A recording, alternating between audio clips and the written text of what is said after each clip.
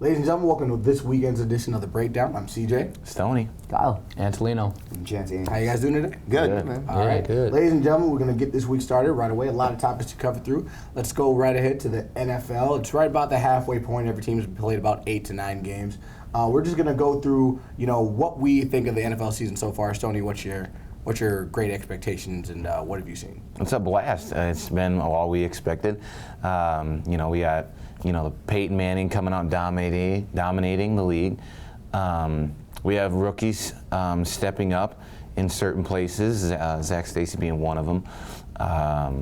We had a lot of injuries this year. Definitely the injury bug, I think, has hit a lot of key teams that might hurt them going into the playoffs, so they might need to do some readjusting for right now. I'm just, I'm on the Chiefs bandwagon right now. I mean, you look at, Andy Reid, first year there, we all know how great of a coach he was in Philly. But to turn them around and make them into the number one team in the NFL right now, none of us would have predicted that Kansas City Chiefs would last the longest as an unbeaten team over Broncos, over the Saints. Another team that I am really surprised at is how much Atlanta struggled this year. I know they lost Julio and Roddy White's been, injury prone, but they've still got, Steven Jackson, Matty Ice, and I just, I'm sad to see them doing bad, partly because I have them in fantasy, so darn them.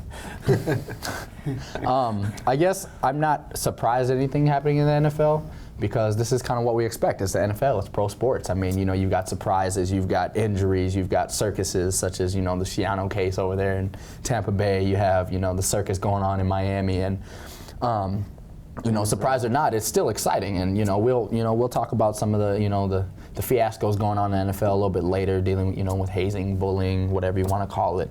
But as far as the halfway point, I'm just excited to watch football. That's the main thing, because anything can happen in the NFL. Stoney talking about the injuries, that has put a damper on some teams, playoffs hopes, like, Atlanta struggling this season with injuries, and, but I'm just excited to watch and see what happens the second half. So far, I've been kind of disappointed in the rushing attacks of every team. We talk about how it's turned into a passing league, but no one can rush this year anyway, so you have no choice but to pass.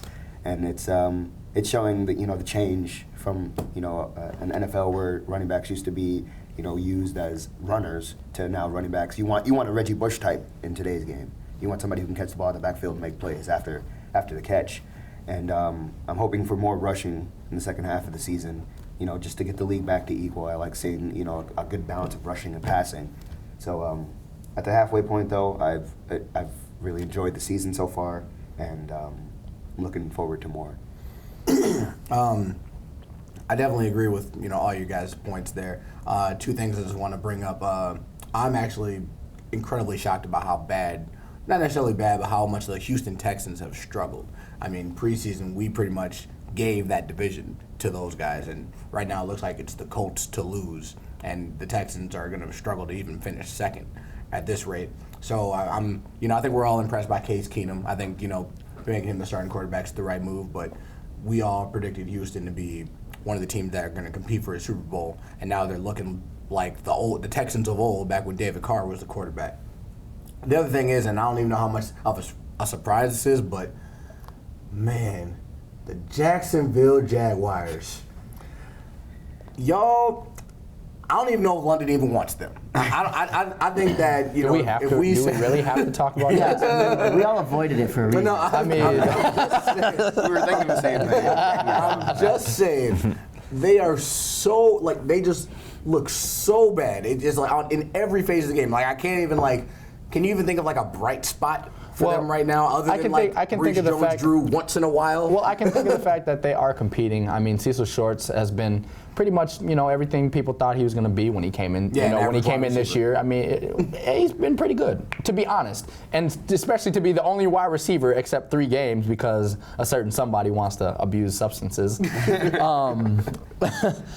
I think they haven't. It's not been a surprise. Jacksonville's been bad, but they've had some bright spots. I'd actually call Cecil Shorts more of a bright spot than Maurice Jones-Drew, as far as, Maurice Jones-Drew kind of looks a little old, a little slow. I mean, he's performed well for what he has to deal with, but Jacksonville really doesn't have a bright spot. I mean, Do you think that they're going to go winless? Yes. Unfortunately. I think they squeak out one. I can't see this day and age another team going 0-16.